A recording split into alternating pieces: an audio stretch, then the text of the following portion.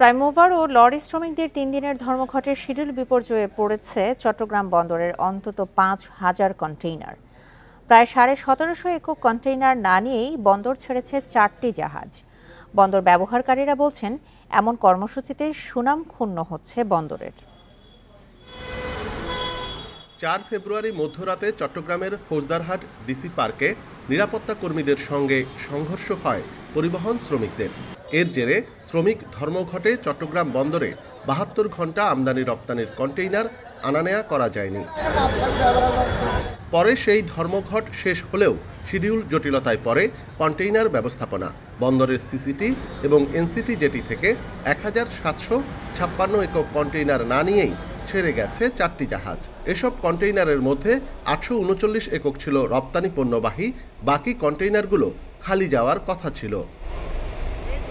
স্বাভাবিক সময়ে ডিপোগুলোতে রপ্তানির কন্টেইনার থাকে 8,000-এর মতো, কিন্তু 3 দিনের ধর্মঘটে ডিপোতে 13,000 কন্টেইনারের স্তূপ জমেছে।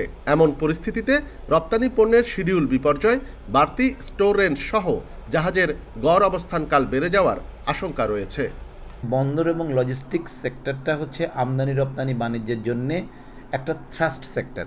এই সেক্টরে ঘন ঘন ধর্মঘট ডাকাটা এই সেক্টরের জন্য অত্যন্ত নেতিবাচক। লরির হেল্পার যেমন গুরুত্বপূর্ণ, এখানে বন্দরের চেয়ারম্যান, কাস্টমসের কালেক্টর থেকে শুরু করে সিএনএফ এজেন্ট সবাই গুরুত্বপূর্ণ।